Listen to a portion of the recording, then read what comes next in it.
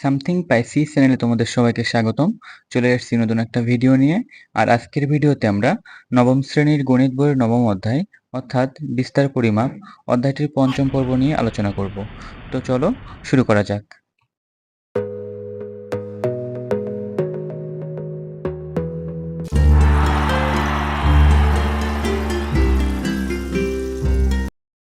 গত পর্বের আলোচনায় আমরা সারণী থেকে সংক্ষিপ্ত পদ্ধতিতে কিভাবে গড় নির্ণয় করতে হয় সেটা আমরা দেখেছিলাম।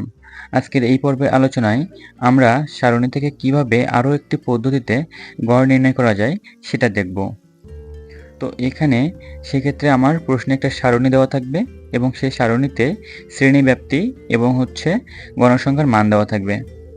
তো আমি ধরে নিলাম যে এই যে সারণীটা একটা টি-20 ম্যাচের নিবেশন সারণী। এখানে দেখানো হয়েছে যে কোন ওভারের অর্থাৎ 20 ওভারের মধ্যে কোন ওভার থেকে কোন ওভার পর্যন্ত কত রান হয়েছে। তো এখানে আমরা দেখতে পাচ্ছি যে 1 থেকে 4 ওভার পর্যন্ত রান হয়েছে 24, 5 থেকে 8 ওভার পর্যন্ত রান হয়েছে 32, 9 থেকে 12 ওভার পর্যন্ত 36 রান হয়েছে এবং 13 থেকে 16 ওভার পর্যন্ত রান হয়েছে 38 এবং 17 থেকে 20 ওভার পর্যন্ত রান হয়েছে 30। আমরা গত ভিডিওতে এই সারণী থেকেই সংক্ষিপ্ত পদ্ধতিতে গড় নির্ণয় করা শিখেছিলাম। আজকের এই পর্বে ভিডিওতে আমরা অন্য আরও একটা পদ্ধতি আছে গড় নির্ণয়ের, সেই পদ্ধতিতে আমরা এই সারণী থেকে গড় নির্ণয় করা শিখব এবং দেখব যে আগের পর্বের ভিডিওতে আমরা যে গড় নির্ণয় করেছিলাম সেই গড়ের যে অ্যান্সার এবং এই গড়ের অর্থাৎ এখন যে পদ্ধতি দেখানো হবে এই পদ্ধতিতে নির্ণীত গড়ের অ্যান্সার সমান হয় কিনা। তো এখানে 4টি কলাম নিলে আমাদের হয়ে যাবে। আমরা আগের পদ্ধতি অর্থাৎ সংক্ষিপ্ত পদ্ধতিতে যেভাবে গড় নির্ণয় করেছিলাম সেখানে আমরা 5টি কলাম নিয়েছিলাম। তো এই পদ্ধতিতে একটি কলাম কম নিতে হবে আমাদের। তো অর্থাৎ একইভাবে এখানে প্রথম যে কলামটা সেখানে আমরা শ্রেণীব্যাপ্তিকে রাখবো এবং শ্রেণীব্যাপ্তির জন্য একটা কলাম আমরা সিলেক্ট করার পরে আমরা দ্বিতীয় কলামে একইভাবে আগের মতোই শ্রেণী মধ্যমান রাখবো। তো সেটা আমরা এখানে নিয়ে নিচ্ছি শ্রেণী মধ্যমান এবং এই শ্রেণী মধ্যমানকে প্রকাশ করা হয় xi দ্বারা। এর পরের কলামে আমরা গণসংখ্যাকে রাখব, অর্থাৎ এখানে গণসংখ্যা বলতে রানকে বোঝানো হয়েছে, অর্থাৎ একটা নির্দিষ্ট ওভারের ব্যবধানের সাপেক্ষে যে রান দলে যোগ হবে অর্থাৎ ওই ব্যবধানের সাপেক্ষে যে তথ্যটা আমরা পাচ্ছি সেটাই ওই ব্যবধানের জন্য গণসংখ্যা বা ওই শ্রেণীব্যাপ্তির জন্য গণসংখ্যা হবে। তো এখানে আমরা 3টা কলাম নেওয়া শেষ। প্রথমটা শ্রেণীব্যাপ্তি, পরেরটা শ্রেণী মধ্যমান, তারপরেরটা গণসংখ্যা। গণসংখ্যাকে প্রকাশ করা হয় fi দ্বারা। এখন এই গণসংখ্যা এবং শ্রেণী মধ্যমান এই দুইটা গুণ করার ফলে যে রেজাল্টটা আসবে প্রত্যেকটা শ্রেণীর জন্য সেটার জন্য চতুর্থ কলাম, অর্থাৎ চতুর্থ কলামে আমরা গণসংখ্যা এবং শ্রেণী মধ্যমানকে গুণ করে লিখব।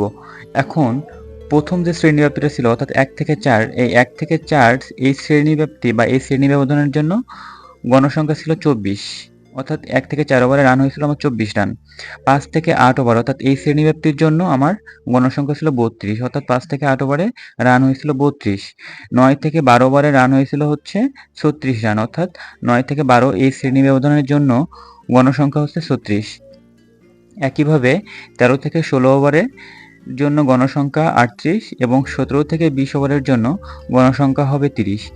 এভাবে আমরা প্রথমত কাজ হবে সমাধানের ক্ষেত্রে শ্রেণীব্যাপ্তি এবং গণসংখ্যার মানগুলো এভাবে লিখে ফেলা, অর্থাৎ যে শ্রেণীব্যাপ্তির জন্য যে গণসংখ্যা সেই বরাবর আমাদের এই সমাধানের এই সারণীতে লিখে ফেলা। তো এখানে আমি লাল কালি দিয়ে আমার প্রশ্নে যে তথ্যগুলো দেওয়া থাকবে অর্থাৎ প্রশ্নের শ্রেণীব্যাপ্তি এবং গণসংখ্যার মান দেওয়া থাকবে, আমি লাল কালি দিয়ে প্রশ্ন থেকে যে তথ্যগুলো আমরা পাবো সেই তথ্যগুলো আমি এখানে লিখেছি।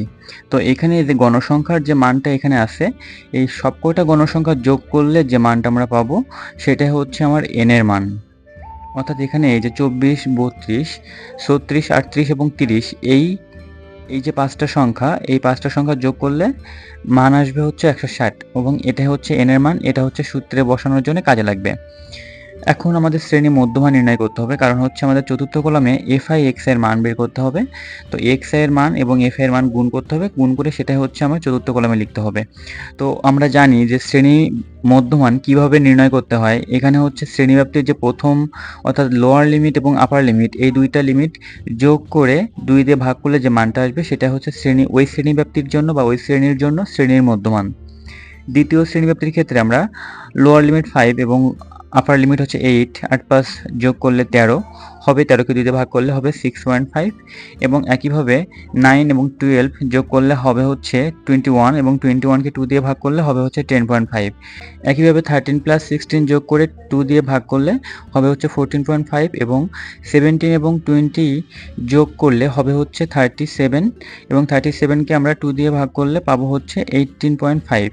তো এই যে শ্রেণীব্যাপ্তির মানগুলো অর্থাৎ শ্রেণী মধ্যমানের যে মানগুলো আমরা পেয়েছি, এখন হচ্ছে আমাদের কাজ হচ্ছে শ্রেণী মধ্যমান অর্থাৎ প্রত্যেকটা শ্রেণীর জন্য শ্রেণী মধ্যমান এবং হচ্ছে গণসংখ্যাকে গুণ করা।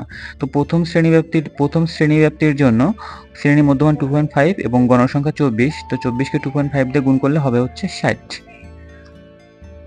একইভাবে দ্বিতীয় শ্রেণীব্যাপ্তির জন্য শ্রেণী মধ্যমান হচ্ছে 6.5 এবং গণসংখ্যা হচ্ছে 32। তো এটা গুণ করলে হবে হচ্ছে 208। তৃতীয় শ্রেণীব্যাপ্তির জন্য শ্রেণী মধ্যমান 10.5 এবং হচ্ছে গণসংখ্যা হচ্ছে 36। তো এটা গুণ করলে হবে হচ্ছে 378, সেটা আমরা এখানে লিখব। এবং চতুর্থ শ্রেণীব্যাপ্তির জন্য শ্রেণী মধ্যমান হচ্ছে 14.5 এবং হচ্ছে গণসংখ্যা 38, এটা গুণ করলে হবে হচ্ছে 551। এবং একইভাবে পঞ্চম শ্রেণীব্যাপ্তির জন্য গণসংখ্যা 30 এবং শ্রেণী মধ্যমান হচ্ছে 18.5, এই দুটো গুণ করলে হবে হচ্ছে 555। তো এটা আমরা এখানে লিখব। এখন এই যে এফআই এক্সআই এ প্রত্যেকটা শ্রেণীব্যাপ্তির জন্য যে মানগুলো আমরা পেয়েছি, এই মানগুলো কিন্তু আমরা ক্যালকুলেশন করে পেয়েছি। তো তার জন্য আমি এটা সবুজ কালি দিয়ে লিখছি, কারণ এটা আমাকে বের করতে হবে ক্যালকুলেশন করে। তো এখানে এই যে এফআই এক্সআই এর যে মানগুলো পেয়েছি, এই সবগুলো মান যোগ করলে যে মানটা আসবে সেটা আমাদের কাজে লাগবে। এবং এখানে এই যে শ্রেণী মধ্যমান, এটাও কিন্তু আমরা ক্যালকুলেশন করে পেয়েছি, তার জন্য এটাও কিন্তু সবুজ কালি দিয়ে লেখা হয়েছে। তো এখন এই যে এফআই এক্সআই এর যে মান, এই সবগুলো মান যোগ করলে টোটাল মান আসবে 1752। এখন এই যে এফআই এক্স এর মান পেলাম এবং এই এন এর যে একটা মান পেয়েছি, এই দুইটা মান দিয়ে হচ্ছে আমাদের গড় নির্ণয় করা হয়ে যাবে। তো সেক্ষেত্রে গড় নির্ণয়ের সূত্র হচ্ছে গড় ইকুয়াল আমরা লিখতে পারবো যে সামেশন অফ এফআই এক্সআই ভাগ হচ্ছে এন। তো আমরা এখানে সেটা লিখবো যে নির্ণীয় গড় এক্স বার, আমরা জানি গড়কে সবসময় প্রকাশ করা হয় এক্স বার দ্বারা। নির্ণীয় গড় এক্স বার ইকুয়াল আমরা লিখতে পারবো summation of FI XI by হচ্ছে এন। এখানে সামেশন দ্বারা বোঝাচ্ছে যে এফআই এক্স এর সবকটা মানের সমষ্টি বা যোগফল। তো সামেশন অফ এফআই এক্স এর মান পেয়েছি হচ্ছে আমরা 1752 এবং এন এর মান হচ্ছে 160। তো 1752কে 160 দিয়ে ভাগ করলে যে মানটা আসবে সেটা হচ্ছে আমাদের গড়ের মান। এবং আমরা দেখব এই মানটা হচ্ছে আগের পর্বের যে ভিডিওতে অর্থাৎ সংক্ষিপ্ত পদ্ধতিতে যেভাবে গড় নির্ণয় করা হয়েছিল ওই গড়ের মানের সাথে সমান হয় কিনা। তো এখানে 1752কে আমরা ভাগ করবো 160 দ্বারা, ভাগ 160, এটা করলে দেখো মান আসছে 10.95। আমরা জানি কিন্তু যে আগের ভিডিওতে কিন্তু গড়ের মান আসছিল অর্থাৎ সংক্ষিপ্ত পদ্ধতিতে যে গড় নির্ণয় করছিলাম সেখানেও কিন্তু মান আসছিল 10.95, অর্থাৎ এখানেও 10.95 আসছে, পদ্ধতিটা আলাদা। এবং আগের ভিডিওতে যে সংক্ষিপ্ত পদ্ধতিতে গড় নির্ণয় করা হয়েছে সেখানেও কিন্তু মান আসছিল 10.95। তো আমি গত ভিডিওতে বলেছিলাম যে আগের পদ্ধতি হচ্ছে গ্রহণযোগ্য একটা পদ্ধতি, আমরা ওই পদ্ধতিতে গড় নির্ণয় করার চেষ্টা করব। তো আশা করি এই দুইটা পদ্ধতির পার্থক্য তোমরা বুঝতে পারছো। যদি কোনো সমস্যা থাকে তাহলে অবশ্যই কমেন্টে জানাবা। সামথিং পাইসি চ্যানেলের সাথে থাকার জন্য ধন্যবাদ সবাইকে।